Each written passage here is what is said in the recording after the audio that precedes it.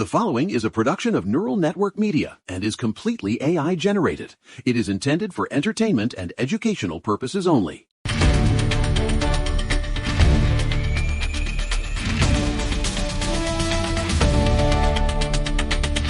Get in here. It is April 16th, 2026, and you are listening to The Neural Right.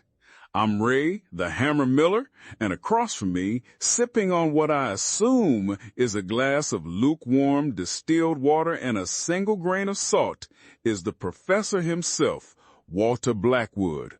Walter, they are trying to tear the fabric of reality apart today, man. They're doing it. It's a heavy burden, Ray. It truly is. We have a fascinating, it's a busy lineup today. It's no joke. Yesterday we were talking about the total collapse of the old guard, Swalwell and Gonzales resigning in disgrace, and the president's blockade of Iran. And yet the chaos dragon doesn't sleep. It just changes its scales. Roughly speaking, we're looking at a world that is desperate for an architectural foundation, and we're going to try to find it. We're going to find it, and then we're going to hammer it into the ground. Listen to me. We have the documents. We're talking about the woke bureaucracy spending your money on vibrations, the economic death trap of the American funeral, and a massive, and I mean massive, return to God by the young men of this country. They don't want you to know the youth are waking up, but I have the data. It's bloody complicated, Ray, but you're right. The spirit is moving. You see, when the material world becomes a desert, people start looking for the living water. It's a beautiful thing, really. Stop crying for a second, Walter, because we got to talk about Boston. I'm looking at these reports from the Boston Office of Immigrant Advancement, MOIA, another acronym for the vampires, and they're launching this Weaving Well-Being Grant Program. $4.5 million, Walter, a mix of your taxes and philanthropic blood money. Well, that's the thing. They've rebranded the devouring mother as social infrastructure. According to the city's own reports, they're issuing $500 vouchers for non-clinical, culturally sensitive interventions. And you have to ask yourself, what does that actually mean? It's a linguistic shell game designed to bypass the competence hierarchy. I'll tell you what it means. It means $1.3 million from the FY 2026 budget is going to therapeutic arts programming and creative healing for illegal arrivals. I'm reading the quotes, Walter. They have people in these shelters talking about Reiki sessions and, get this, vibrating with love. It's a manifestation of the pathological desire to provide unearned grace without demanding any responsibility. If you take a group of people who have entered a system by circumventing its rules, and your response is to give them creative healing sessions instead of, say, a path toward integration and sovereignty, you're not helping them. You're infantilizing them. You're destroying their individual spirit to feed the bureaucratic machine. It's no joke, man. It's a scam. Meanwhile, New York City is handing out restoration vouchers, another $500 a pop. And California is reportedly using state funds to provide gender transition services for homeless illegal aliens. This is according to reports out of San Francisco today. They can't fix the potholes, they can't stop the crime, but they'll pay to surgically alter someone who isn't even supposed to be in the country.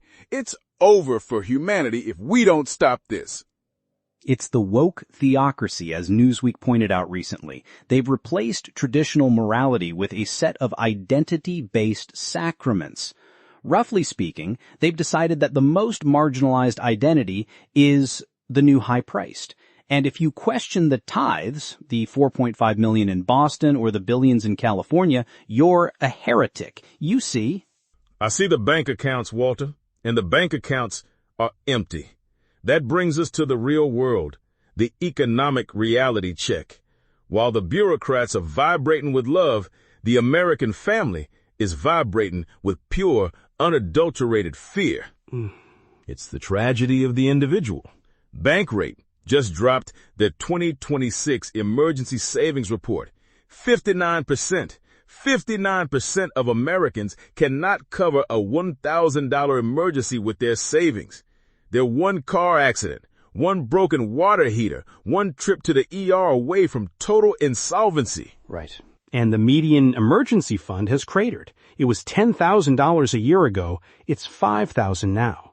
That's a 50% drop in liquidity. It's a collapse of the safety net. Not the government net, but the personal net. The sovereignty of the household is being eroded by what they're calling survival inflation. Survival inflation. I love that term because it's a lie. It's just the globalist tax. Since 2019, the price of basic goods is up 26%. And it's not just living that's expensive, Walter. They're coming for you when you're dead. Is that right? The cost of a funeral is now hitting $15,000 in places like California. Debt.com is reporting that the number of people taking on massive credit card debt just to bury a loved one has doubled, from 14% to 37% in 2 years. You can't even afford to die in this economy. It's so deeply sad to think of a family in their moment of greatest grief having to bow before the altar of high-interest debt just to show respect to their ancestors. It's a desecration of the mourning process. It's an attack on the family unit at its most vulnerable point. That's why you gotta stay alive. That's why I take the Super Male Vitality Bone Broth and the Brain Force Plus. Don't let the vampires win by dying. But seriously, folks, speaking of survival, before we get back to the analysis, let's deal with a hard reality. Firm. Real independence isn't free. This entire network, from this show to our flagship, The Neural Right, exists because one man, Eric Christensen, decided to build it himself. He didn't ask for a government grant. He invested his own capital and technical expertise to architect a media platform that respects your intelligence. If you value that kind of meritocratic building, back it up. And don't limit yourself to just the politics. Get the full strategic picture by subscribing to the Neuro Daily and the rest of the network. Support the builder, and you support the mission. It's about building a structure that can withstand the storm. And speaking of storms, Ray, the situation at the border has reached a point of, well, it's a moral catastrophe. You talking about Atlanta? I am. Lauren Bullis, a public servant, an auditor for the DHS Office of Inspector General. She was walking her dog in Panthersville, Georgia, and she was slaughtered, Ray. It was a random spree. It wasn't random. I have the white papers. The suspect, Olarekatan Adon Abel, 26 years old, a naturalized citizen from the UK. He was naturalized in 2022 under the Biden administration. And listen to this. DHS Secretary Mullen just revealed this guy had a record that would make a warlord blush: sexual battery, battery against a police officer, assault with a deadly weapon. How does a man with a history of violent battery become a citizen? It's a failure of the vetting hierarchy. It's a betrayal of the contract between the state and the citizen. We're told that the Dignity Act is about compassion. But where is the dignity for Lauren Bullis? Where is the sovereignty for the law-abiding individual when the system admits the predator? They don't care about Lauren Bullis. They care about the Dignity Act amnesty. Mullen is out there saying the system is porous, and he's right. We have a naturalized citizen who was already convicted of assaulting 2 cops at Naval Base Coronado in 2024, and he's still walking the streets. He should have been stripped of his status and deported the second he touched a cop. Well, that's the thing. The rule of law requires a border. Not just a physical border, but a moral border. If you don't distinguish between the productive citizen and the violent offender, you don't have a society. You have a tribal free-for-all. It's bloody terrifying. And the courts? The courts are a circus. Did you see Justice Sotomayor? The wise Latina had to issue a rare public apology to Justice Kavanaugh. It was a remarkable moment of, well, let's call it enforced humility. She went to the University of Kansas and basically called Kavanaugh a pampered eligist. She said, and I'm quoting from the reports today, "This is from a man whose parents were professionals and probably doesn't really know any person who works by the hour." She was attacking his background because she didn't like his opinion on federal immigration stops. It's the postmodern trick. You don't argue the logic of the law, you attack the lived experience of the judge. It's an attempt to deconstruct the hierarchy of competence by using the hammer of resentment. Sotomayor grew up in the projects. Kavanaugh's parents were a teacher and an executive, so, in her mind, his legal opinion is less valid. That's a dangerous road, Ray. She apologized because she got caught being a classist snob. But while she's apologizing, Chuck Schumer and the Senate Democrats are blue-slipping and holding up every single Trump appointee. They are trying to paralyze the executive branch. They're using the hold system to freeze everything while we're in the middle of a war. It's the constitutional power struggle. The unitary executive theory is being tested in real time. If the legislature can prevent the executive from seating its cabinet and its judges, you have a stagnant state. And stagnation is the precursor to collapse. It's no joke. Speaking of collapse, Maine just hit the kill switch on AI. LD 307, the first statewide moratorium on large-scale data centers. They passed it.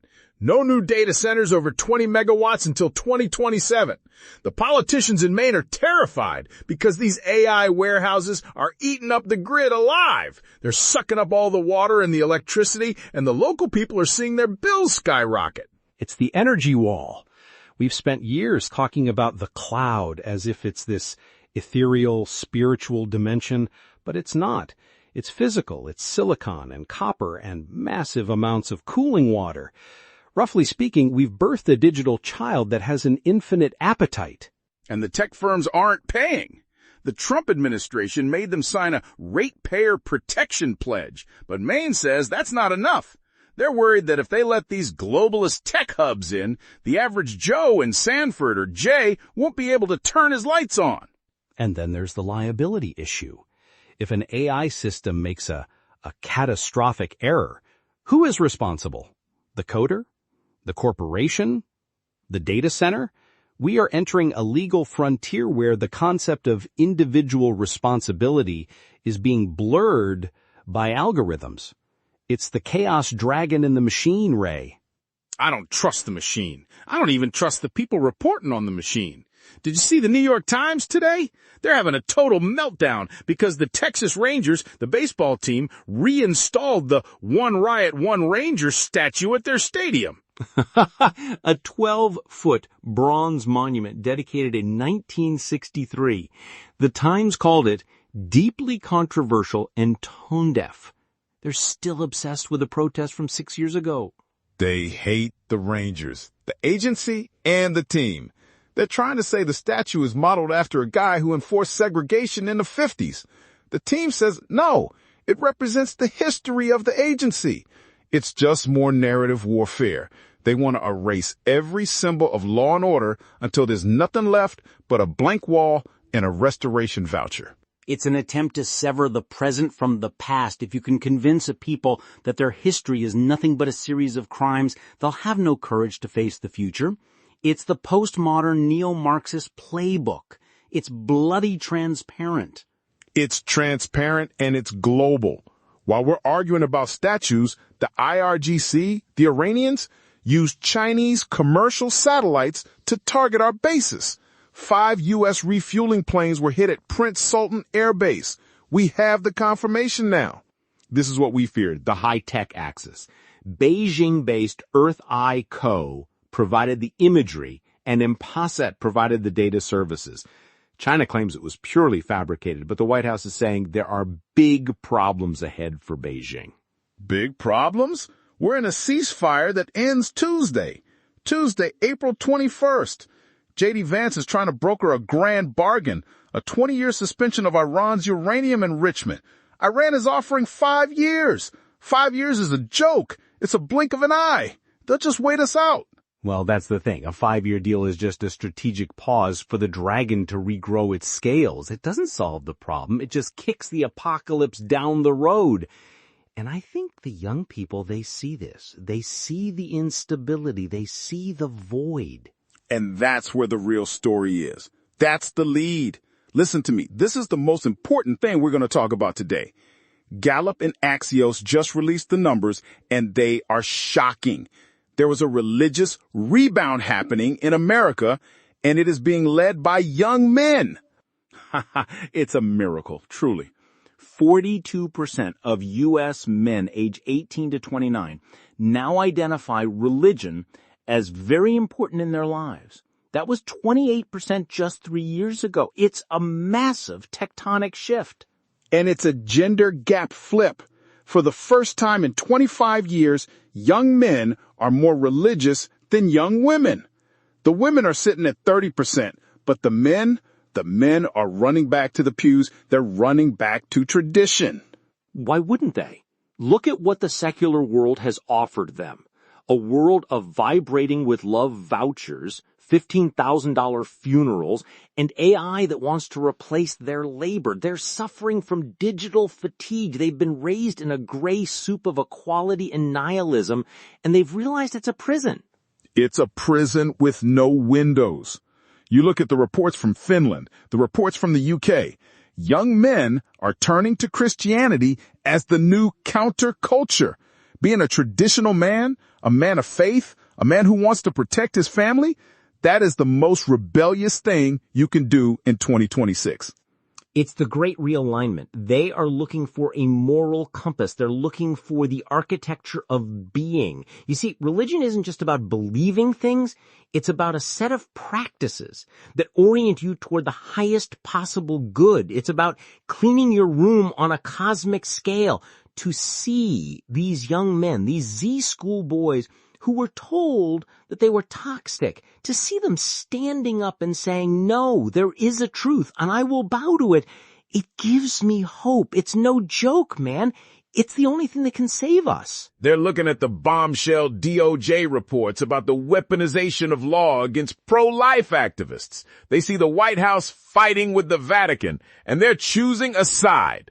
They're choosing the side of tradition. They're choosing the side of the individual spirit over the globalist collective. Right. And it's not just religion in a vague sense. It's a return to tradition. It's a return to the stories that stood the test of time before the postmodernists tried to burn the library. It's young men saying they want to be fathers, they want to be providers, and they want to have a stake into civilization that actually believes in something. The globalists thought they had 'em. They thought the Great Reset would just wash over 'em like a wave. But the wave hit a rock, the rock of faith. It's 42% and climbing, folks. The youth are not who they told you they were. It's a beautiful thing to witness. The return of the masculine spirit to the sacred space. Roughly speaking, the dragon didn't win. It just reminded us why we needed the sword. And we have the sword. We are holding the line from the Texas Ranger statue to the pews of every church in this country. The common sense revolution is real. Don't let them tell you you're alone. You're part of a massive, growing majority that is waking up. It's the architecture of a new world, Ray. One built on the truth. It's bloody complicated, but it's the only way forward. That's the show. We covered the vouchers, the economy, the border, and the great return to God. Go to the Neural Daily for the full reports. Support the builders. Stay vigilant. And for the love of everything holy, keep your emergency fund in gold or lead, because $1,000 isn't going to cut it anymore. Clean your room, find your faith, and be brave. It's a crazy world, but you don't have to be crazy with it. We'll be back tomorrow. The hammer is out.